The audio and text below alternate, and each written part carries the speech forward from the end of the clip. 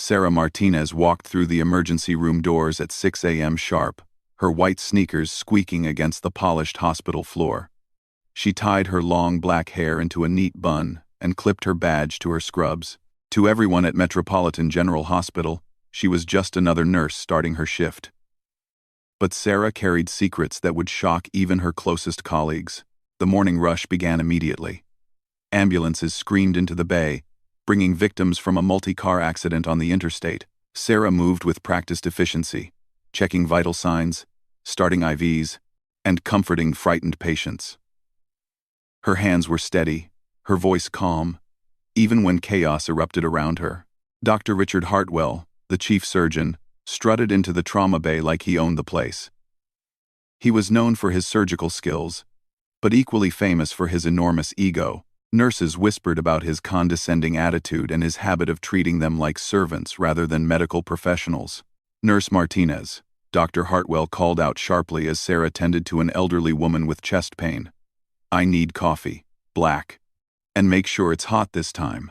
Sarah looked up from her patient, her dark eyes flashing with something that might have been annoyance, but she simply nodded and continued her work. "I'll get it for you after I finish with Mrs. Chen, doctor."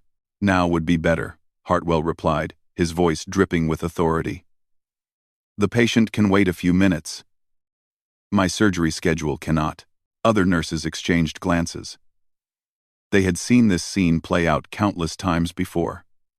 Dr. Hartwell seemed to take particular pleasure in ordering Sarah around, perhaps because she never fought back or complained to the administration like some of the other staff had done.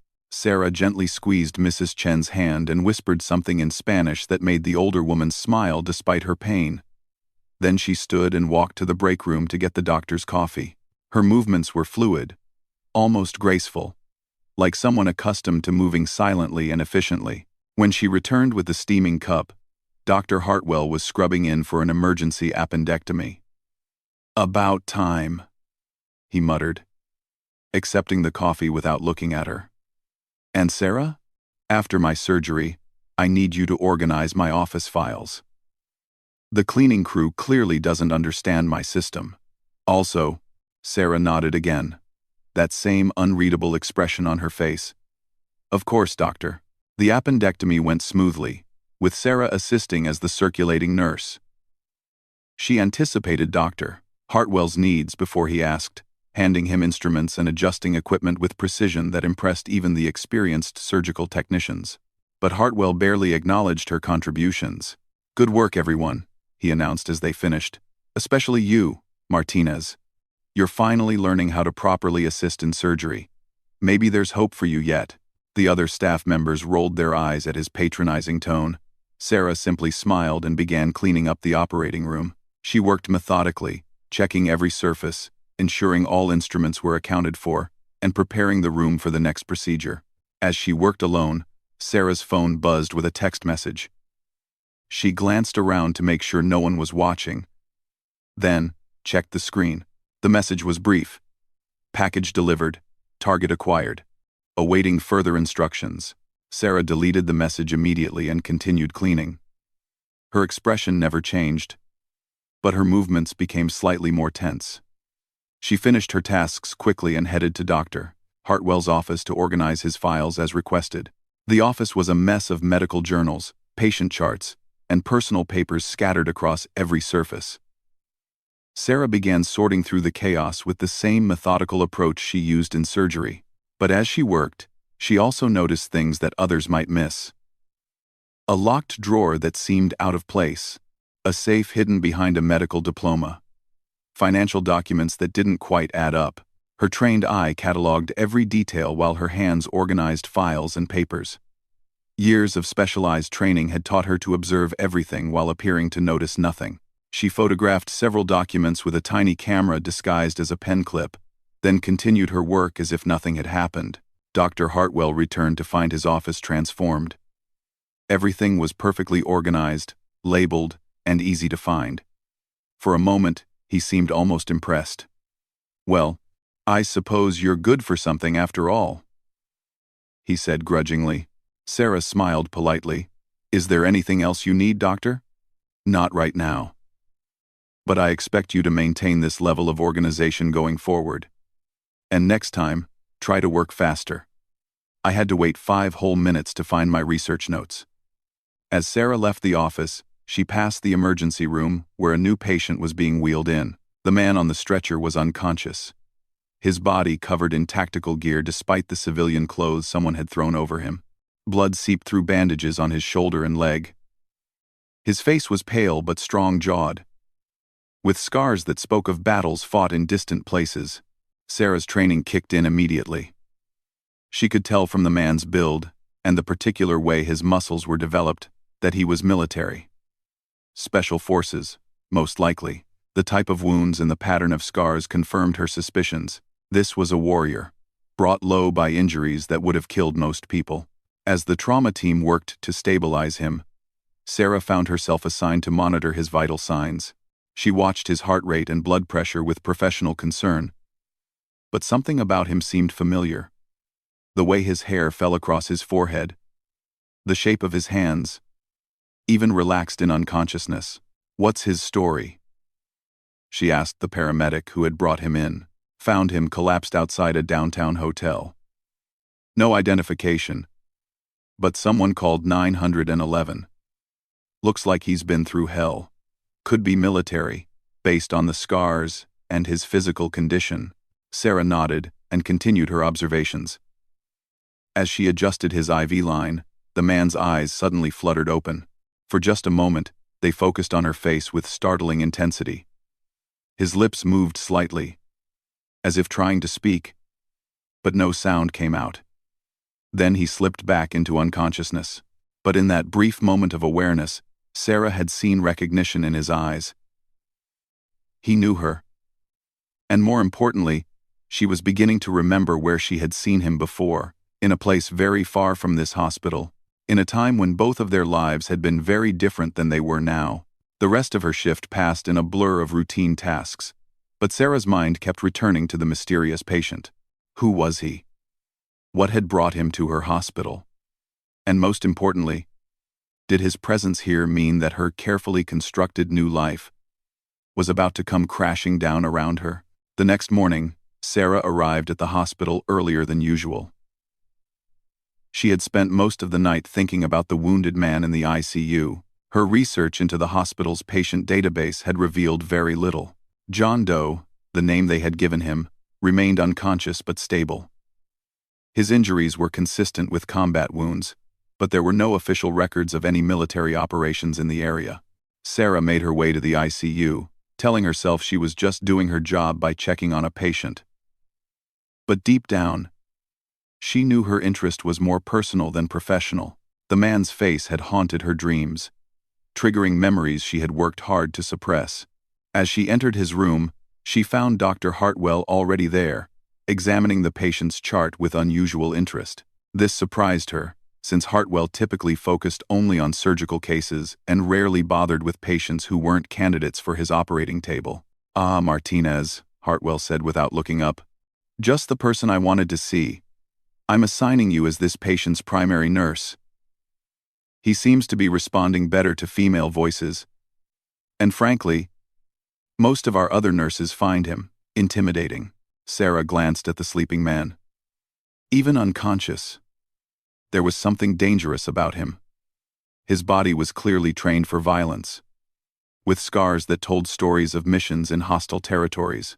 But intimidating wasn't the word she would use. To her, he looked like a warrior finally allowed to rest. "What do we know about his condition?" she asked, moving to check his vital signs. Gunshot wound to the shoulder, knife wound to the thigh, signs of prolonged stress and exhaustion. Whoever he is, he's been through hell recently. The strange thing is, his blood work shows traces of medications that aren't available to civilians. Military-grade stimulants, advanced pain suppressors. This man has access to resources that ordinary people don't.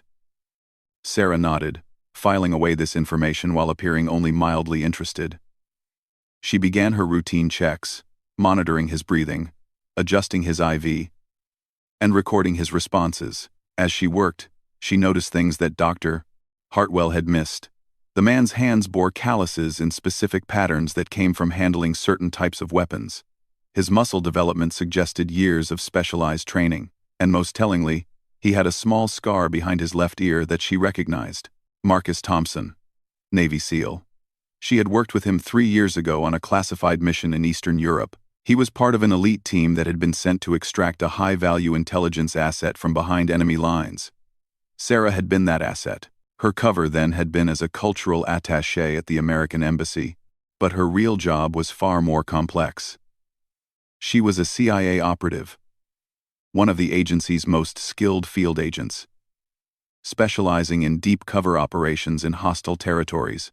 The mission had gone sideways when her identity was compromised, and Marcus's team had risked everything to get her out alive. Now, 3 years later, both of them were living completely different lives. Sarah had retired from active duty and taken on her current identity as a cover, while she waited for new assignment orders that had never come. Marcus, apparently, was still active in some capacity, though his presence here suggested his latest mission had not gone according to plan. As she adjusted his blanket, Marcus's eyes suddenly opened. This time, he was fully conscious and alert. His gaze found her face immediately, and she saw recognition dawn in his expression. "Angel," he whispered, using the code name she had carried during their mission together. Sarah glanced quickly toward the door, then leaned closer to him. "You need to stay quiet," she said softly. "No one here knows who either of us really is."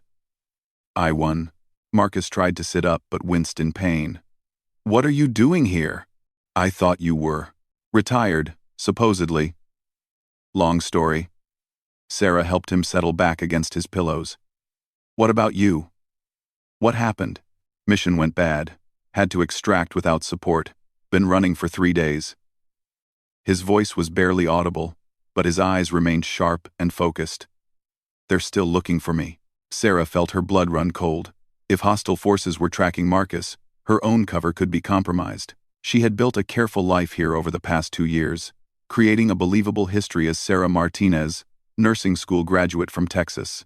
But if the wrong people started investigating the hospital staff, her cover wouldn't hold up under serious scrutiny. "Who's looking for you?" she asked. "Arms dealers. International syndicate. I was undercover, gathering intelligence on their operations. Someone blew my cover. Had to run." Marcus closed his eyes for a moment, clearly fighting exhaustion and pain. "Angel, I need your help. There's information on a flash drive hidden in my gear. The government needs to get it, but I can't risk exposing myself by making contact with my handlers." Before Sarah could respond, Dr. Hartwell's voice boomed from the doorway. Well, look who's finally awake." He strode into the room with his usual arrogant confidence.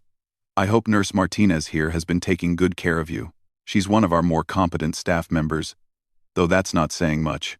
Marcus looked at Dr. Hartwell with the flat, emotionless stare that Sarah remembered from their mission together. It was the look of a predator evaluating a potential threat.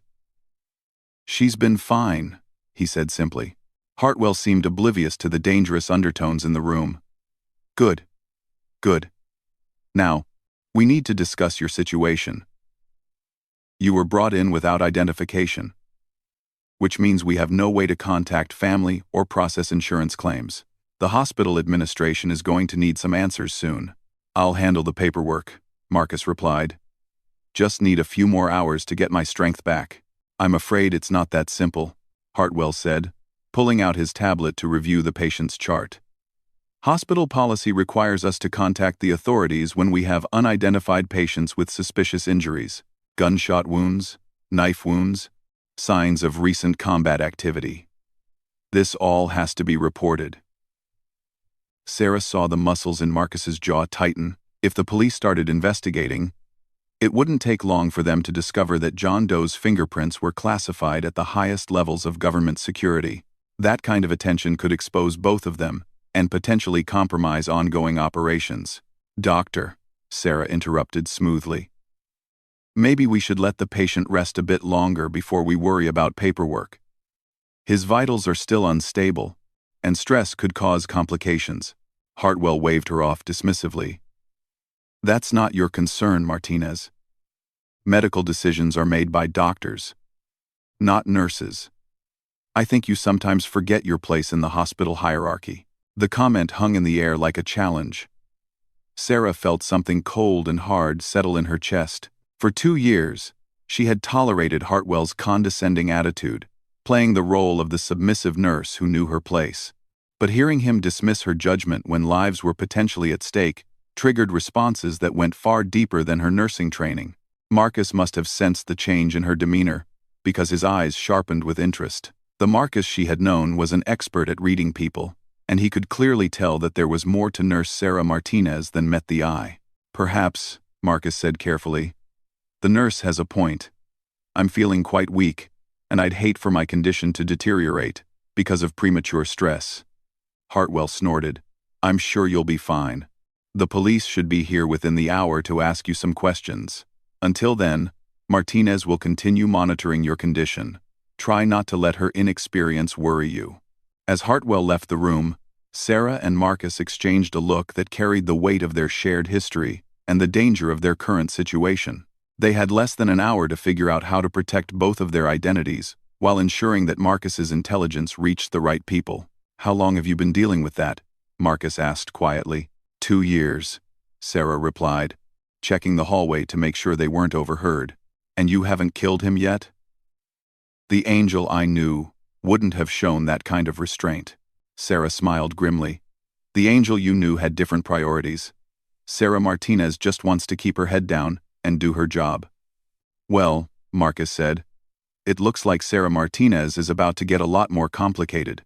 Sarah moved quickly through the hospital corridors, her mind racing as she formulated a plan.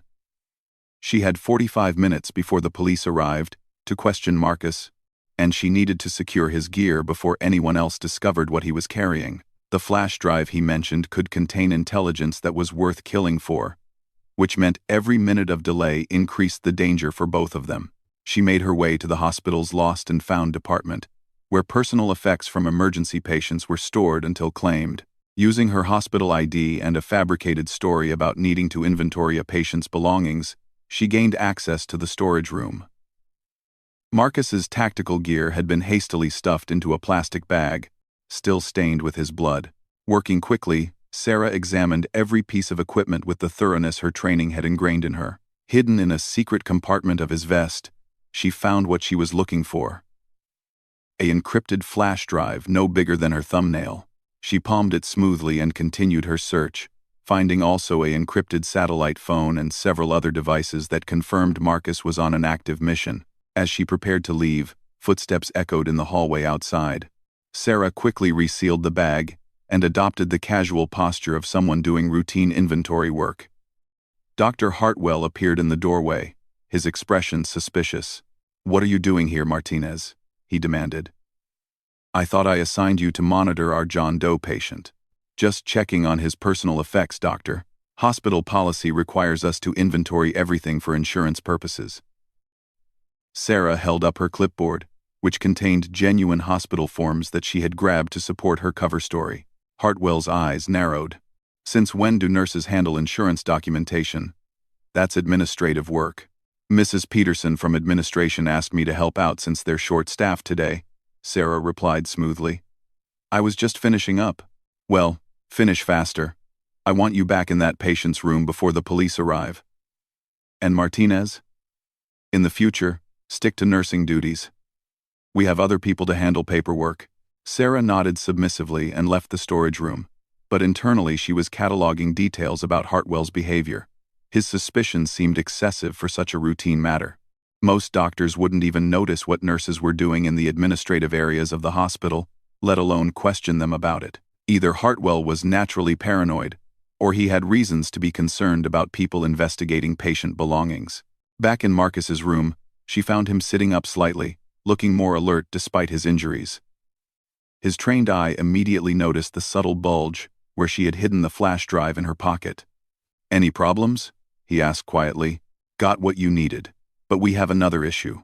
Hartwell is asking too many questions. Either he's naturally suspicious, or he knows more about your situation than he's letting on." Marcus frowned. "What kind of questions?" Why I was checking your gear. Why I'm assigned to your case specifically. What the police are going to ask you. It could be nothing, but my instincts are telling me to be careful around him. Before Marcus could respond, 2 police officers entered the room, followed by Dr. Hartwell. The lead officer was a middle-aged detective with the tired look of someone who had seen too many cases involving violence and mystery. "Good afternoon," the detective said, showing his badge. "I'm Detective Morrison, and this is Officer Chen. We need to ask you some questions about how you ended up in this hospital." Marcus shifted slightly, and Sarah could see him mentally switching into a different persona.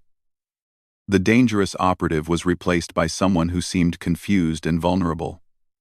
Just another victim of random violence. "I wish I could help you more," Marcus said, his voice weak and uncertain. "But, honestly, a lot of it is still fuzzy. I remember being attacked, running, trying to find help. After that, everything's a blur until I woke up here." "Can you tell us your name?" Detective Morrison asked, pulling out a notepad. "Marcus Thompson. I work construction, mostly commercial projects around the city." Sarah was impressed by how smoothly Marcus delivered this cover story. She knew that the identity was probably backed up by carefully constructed documentation that would pass all but the most thorough background checks. "Do you have any idea who attacked you?" Officer Chen asked. Marcus appeared to think hard, then shook his head. "It was dark. I was walking back to my truck after finishing a late shift. 3 or 4 guys jumped me, demanded my wallet and tools. When I tried to fight back, one of them had a gun." Detective Morrison made notes as Marcus spoke. "Where did this happen?"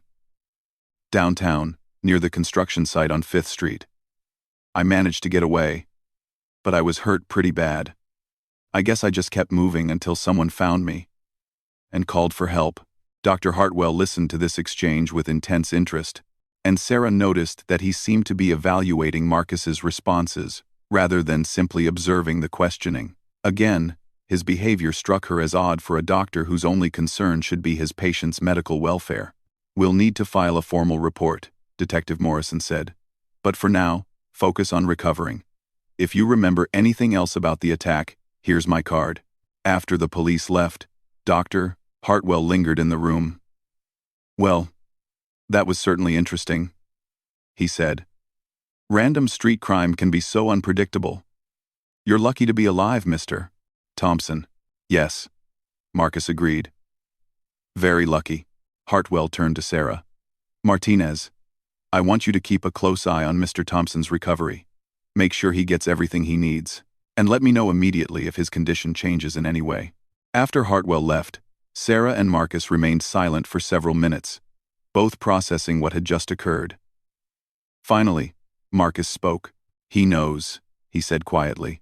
"Knows what?" "That I'm not just some construction worker who got mugged. Did you see how he was watching my responses? He was looking for tells, inconsistencies in my story."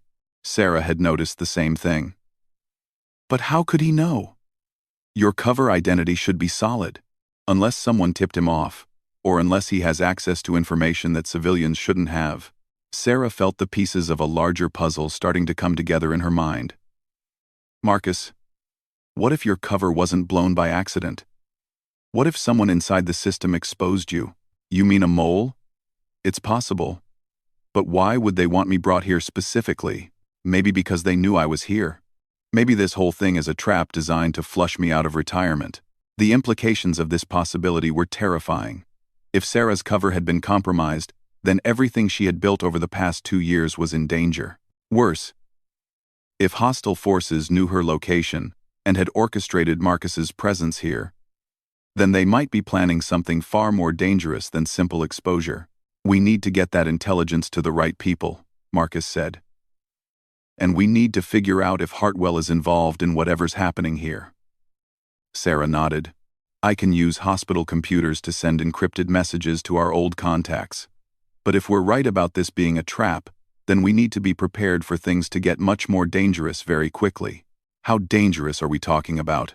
Sarah looked out the window at the peaceful hospital grounds, where patients and families went about their daily routines without any idea of the deadly games being played around them. "The kind of dangerous that turns a hospital into a battlefield," she said grimly. As if summoned by her words, her phone buzzed with a text message from an unknown number. "We know who you are, Angel. Time to come out and play." Sarah showed the message to Marcus, whose expression hardened with the realization that their worst fears were about to be confirmed. Their past had finally caught up with them, and the consequences were going to extend far beyond their own lives. Outside in the hallway, Dr. Hartwell made a phone call on his private cell phone. "Yes, they're both here," he said quietly. "The SEAL and the CIA operative." "Just like you predicted." Sarah deleted the threatening text message, but her hands were trembling slightly as she put her phone away. Marcus noticed immediately, his trained eyes catching every detail of her reaction. "How bad is this?" he asked quietly.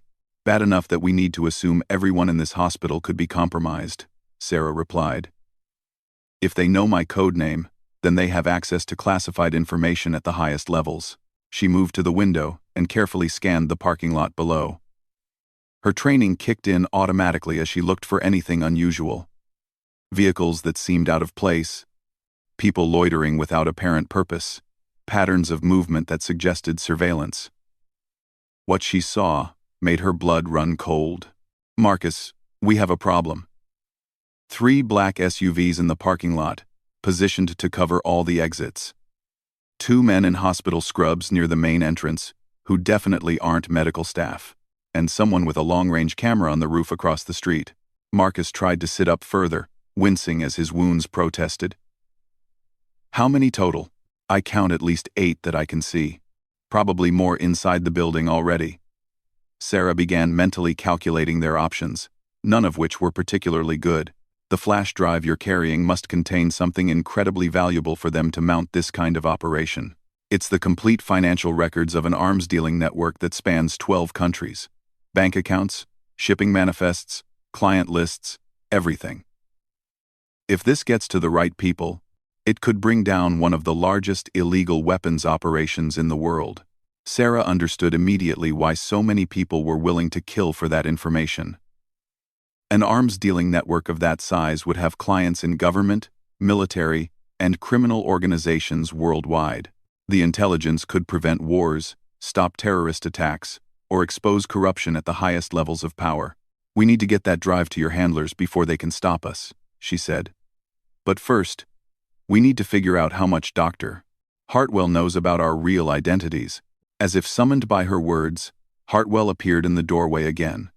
But this time, he wasn't alone. 2 men in expensive suits flanked him, their posture and alertness immediately identifying them as professional bodyguards or operatives. "Mr. Thompson, Miss Martinez," Hartwell said, his previous condescending tone replaced by something much more dangerous. "I think it's time we had an honest conversation." Sarah felt her muscles tense as years of combat training prepared her body for action. Beside her, Marcus shifted slightly, positioning himself despite his injuries to move quickly if necessary. "I'm not sure what you mean, Doctor," Sarah replied, maintaining her nurse persona even as she evaluated the threat posed by the 3 men. Hartwell smiled coldly. "Please, Agent Sarah Chen, formerly known as Angel, during your CIA operations in Eastern Europe, or should I continue calling you Sarah Martinez?" The nursing school graduate from Texas, whose entire background was fabricated by agency computers. The use of her real name hit Sarah like a physical blow. Her cover identity had been constructed at the highest levels of the intelligence community, with safeguards that should have made it impossible to penetrate. If Hartwell knew her true identity, then the breach of security went far deeper than she had imagined. "And you, Lieutenant Marcus Thompson," Hartwell continued. "Navy SEAL Team 6. Currently on assignment to recover stolen intelligence from an international arms-dealing syndicate. The same intelligence that's currently hidden on your person." Marcus's expression didn't change, but Sarah could see the calculations running behind his eyes. He was measuring distances, evaluating weapons, planning for violence despite his weakened condition. "Who are you working for?" Marcus asked bluntly. "Let's just say I represent certain interests that would prefer the information you're carrying doesn't reach its intended destination," Hartwell replied. "The arms-dealing network you've been investigating provides valuable services to people in very high places. Disrupting that network would be inconvenient. So you're corrupt government officials protecting your illegal business partners, Sarah said. How original. One of Hartwell's companions stepped forward menacingly, but the doctor raised a hand to stop him. Actually, it's more complex than that. The network you're trying to expose serves as an unofficial channel for operations that can't be conducted through official government channels. Black ops missions, covert support for friendly regimes, weapons for resistance movements that officially don't exist. Destroying the network would eliminate resources that our country sometimes desperately needs. Sarah felt a chill of understanding. You're not just corrupt. You're part of a shadow operation within the government itself. I prefer to think of us as pragmatists. Sometimes the greater good requires actions that can't withstand public scrutiny. Hartwell moved closer to Marcus's bed. The intelligence you're carrying would expose not just criminal arms dealers, but legitimate operations that protect American interests around the world. Legitimate operations that involve selling weapons to terrorists and dictators, Marcus challenged. Sometimes we have to work with unsavory people to achieve necessary goals. That's the reality of intelligence work that they don't teach in your SEAL training. Hartwell extended his hand toward Marcus. Give me the drive, and we can all walk away from this situation. You can report that the intelligence was lost during your escape, and Sarah can continue her quiet retirement as a nurse. Sarah and Marcus exchanged a glance, communicating without words as they had during their previous mission together. Both of them understood that Hartwell's offer was a lie. People who knew their real identities would never allow them to live peacefully with that knowledge. And if we refuse? Sarah asked. Hartwell's expression hardened. Then this hospital becomes a very dangerous place for everyone in it. My associates have already placed explosive devices in several critical areas. If we don't get what we came for, a lot of innocent people are going to die in what will appear to be a tragic gas explosion. The threat to innocent lives changed everything for both Sarah and Marcus. As operatives, they were trained to take calculated risks with their own safety. But involving civilians crossed a line that neither of them could accept. How do we know you'll honor your word? Marcus asked. How do we know you'll let the patients and staff go even if you get what you want? You don't, Hartwell admitted. But you do know that refusing to cooperate will definitely result in their deaths. At least cooperation gives them a chance. Sarah's mind raced through possibilities, looking for any option that didn't involve either surrendering the intelligence or allowing innocent people to die. The hospital was full of patients who couldn't be quickly evacuated, including children in the pediatric ward and critical care patients who would die if moved. But she also knew that the intelligence Marcus carried could prevent far more deaths if it reached the right people. The arms-dealing network supplied weapons that fueled conflicts around the world. Stopping them could save thousands of lives in the long run. We need time to think about this, she said finally. Hartwell checked his watch. You have 30 minutes to make your decision. After that, my associates will assume you've chosen to be uncooperative, and they'll begin implementing our contingency plans. As the three men left the room, Sarah and Marcus found themselves facing an impossible choice between saving the people around them and completing a mission that could save many more people they would never meet. Ideas? Marcus asked quietly. Sarah looked out at the hospital corridors where nurses went about their duties, doctors treated patients, and families waited for news about their loved ones, all of them trusting that the people around them were who they appeared to be. Just one, she said grimly. But it's going to require us to stop pretending to be people we're not. Sarah moved swiftly through the hospital corridors, no longer the submissive nurse that everyone expected to see. Her posture was straighter, her movements more purposeful, and her eyes constantly scanned for threats with the alertness of someone accustomed to life or death situations. She had 25 minutes to execute a plan that would either save everyone in the hospital or get them all killed. First, she needed to contact the outside world. Using a computer terminal in the radiology department, she accessed an encrypted communication system that officially didn't exist. Her fingers flew across the keyboard as she sent urgent messages to contacts within the CIA and military intelligence networks. The messages were brief but contained enough coded information to alert the recipients that a major operation was compromised and immediate assistance was required. Next, She began identifying the locations of Hartwell's explosive devices. Her intelligence training had included extensive instruction in recognizing various types of bombs and explosive materials. She found the first device hidden in the hospital's main electrical room, disguised as routine maintenance equipment.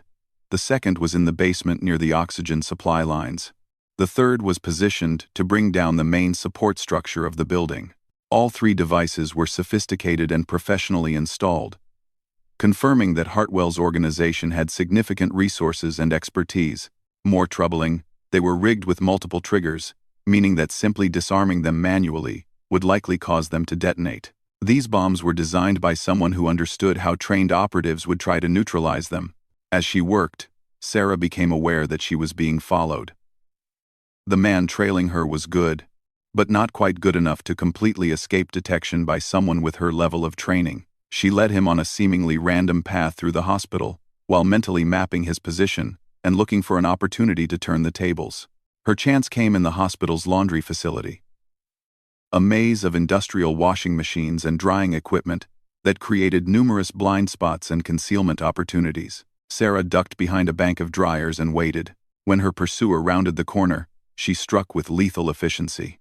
The man went down without making a sound, but Sarah's search of his belongings revealed information that made their situation even more desperate. According to his communications equipment, Hartwell had at least 12 operatives positioned throughout the hospital, with additional backup teams surrounding the building. This wasn't just a recovery operation. It was a full-scale assault, disguised as a medical emergency. Meanwhile, Marcus was implementing his own part of their hastily conceived plan. Despite his injuries, he had managed to get out of bed and access his hidden equipment. Years of Navy SEAL training had taught him to function effectively even when wounded, and his current condition, while painful, wasn't enough to stop him from operating. Using skills learned in countless combat situations, Marcus began systematically neutralizing Hartwell's operatives. He moved through the hospital like a ghost, taking down targets silently and efficiently. Each takedown was calculated to appear accidental or medical in nature, ensuring that the remaining operatives wouldn't immediately realize their team was being eliminated. His first target was an operative. Sarah pressed herself against the wall outside Hartwell's office, listening to his phone conversation through the thin door. His voice carried the tension of an operation that wasn't going according to plan. "What do you mean you can't reach Johnson and Stevens?" Hartwell snapped into the phone. "They're supposed to be monitoring the exits. And where's Martinez? She should have been back here 10 minutes ago with confirmation that Thompson is secure." Sarah realized that Hartwell was talking about the operatives she and Marcus had already neutralized. Their plan was working, but it had also put them on a timer. Soon, Hartwell would realize that his people were being systematically eliminated, and he would trigger the explosives rather than risk losing control of the situation. She checked her equipment one final time. From the unconscious operative, she had acquired a pistol, several magazines of ammunition, and a tactical knife. Not the most sophisticated arsenal, but it would have to be enough. More importantly, she had studied the bomb control system long enough to understand how to disable it, assuming she could reach the device before Hartwell realized what was happening. Taking a deep breath, Sarah burst through the office door with explosive force.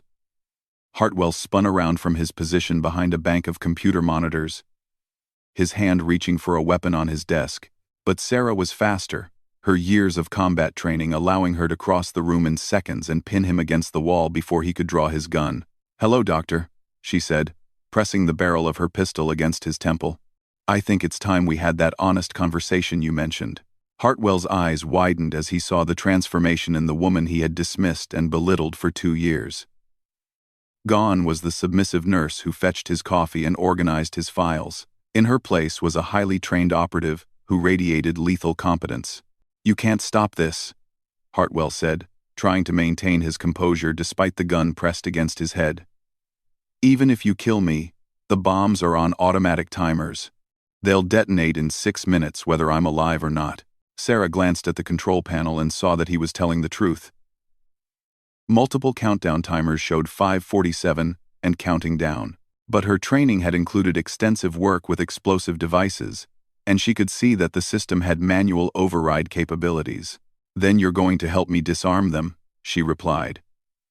Because if this hospital blows up, you're going to be in it when it happens. You're bluffing. You wouldn't risk the lives of innocent people just to stop me. Sarah's expression hardened. Try me. You've spent 2 years thinking you know who I am, but you have no idea what I'm capable of when people I care about are in danger. For the first time since she had known him, Hartwell looked genuinely frightened. He was beginning to understand that the woman holding a gun to his head was not someone who made empty threats. What do you want? He asked. First, disable the bombs. Then, tell me how many more operatives you have in this building and where they're positioned. As Hartwell reluctantly began entering commands into the control system, Sarah's phone buzzed with a text from Marcus. 4 more down, 2 still active on 3rd floor. How's your situation? She typed back quickly. Working on the bombs. Backup arrives in 4 minutes. Hartwell's fingers moved slowly across the keyboard, clearly trying to buy time. Sarah pressed the gun harder against his skull. Faster. And no tricks. Or I'll let you find out firsthand how effective your own explosives are. The countdown timers began extending as Hartwell entered override codes. First, the electrical room device was disarmed. Then the basement bomb. Finally, the structural charges. Sarah watched carefully to ensure he wasn't entering any additional commands that might trigger other hidden devices. Done, Hartwell said when the last timer showed disarmed on the screen. The explosives are neutralized. Good. Now the locations of your remaining people. 2 operatives on the 3rd floor, near the intensive care unit. 3 more in the parking garage, waiting for you to try to escape. And a sniper team on the building across the street. Sarah processed this information quickly. Marcus could handle the 2 on the 3rd floor, but the external teams would be a problem when backup arrived. She needed to neutralize the sniper team before they could interfere with the rescue operation. Call them off, she ordered. All of them. Tell them the operation is complete and they need to withdraw immediately. I can't do that. They'll know something's wrong if I abort the mission without getting the intelligence. Then we have a problem, Sarah said. She could hear sirens in the distance, growing louder. Her backup was almost here, but they would be walking into a shooting gallery if the external teams weren't neutralized.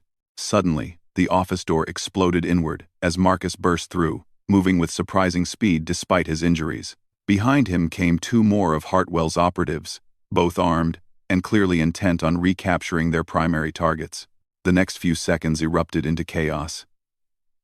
Sarah dove away from Hartwell, firing at the first operative, while Marcus engaged the second in hand-to-hand combat. Gunshots echoed through the office as medical equipment exploded under the impact of bullets. When the shooting stopped, both operatives were down, but Marcus was bleeding from a new wound in his arm. Hartwell had managed to reach his desk and was frantically typing commands into another computer system that Sarah hadn't noticed before. He's triggering a backup plan, Marcus shouted, lunging toward the doctor. Sarah reached Hartwell first, grabbing his wrist and twisting it away from the keyboard. But she was too late. The screen showed a single message. External teams activated. Eliminate all witnesses. C. LM. Outside, the sirens had arrived. Through the window, Sarah could see unmarked vehicles taking positions around the hospital as her CIA and military backup teams prepared to enter the building. But they had no idea that they were about to walk into an ambush. How many external operatives? Sarah demanded, pressing her gun against Hartwell's wounded shoulder. Enough, he gasped through the pain. Enough to make sure no one leaves this hospital alive. Sarah and Marcus exchanged grim looks. They had succeeded in preventing the immediate destruction of the hospital. But the battle was far from over. Now they needed to find a way to warn their backup teams about the ambush, while protecting the hospital staff and patients who were caught in the middle of a war they didn't understand. Marcus, can you reach the roof access? Sarah asked. If we can get a clear view of the surrounding area, we might be able to coordinate with our people and identify the hostile positions. My injuries won't slow me down, Marcus replied, checking his weapons. But what about him? He gestured toward Hartwell. Sarah looked at the man who had spent 2 years treating her like she was beneath his notice. never suspecting that she was one of the most dangerous people in the building. Now he sat bleeding and defeated, his elaborate plan in ruins because he had made the fatal mistake of underestimating the people he was trying to manipulate. "He's coming with us," she said. "His people might hesitate to fire if they know he's in the line of fire. And we still need information about their complete operation." As they prepared to leave Hartwell's office, Sarah caught sight of herself in a mirror on the wall. The submissive nurse was completely gone, replaced by someone who looked like she belonged on a battlefield rather than in a hospital ward. After 2 years of hiding who she really was, Sarah Chen was finally free to be herself again. But freedom, she realized, came with a price. The peaceful life she had built as Sarah Martinez was over forever. Whether she survived the next hour or not, there would be no going back to fetching coffee for arrogant doctors and organizing medical files. The woman who had been dismissed as only a nurse was about to remind everyone involved that the most dangerous people were often the ones you never saw coming. Outside, the real battle was just beginning, and for the first time in 2 years, Sarah was exactly where she belonged. In the center of the storm, fighting to protect innocent lives while using every skill that had made her one of the CIA's most valued operatives. Dr. Hartwell had been wrong about many things, but his biggest mistake was thinking that changing her name and wearing scrubs could change who Sarah really was underneath. Some people were born to save lives in operating rooms. Others were born to save lives on battlefields. Sarah had always known which category she belonged to, even when she was pretending to be someone else.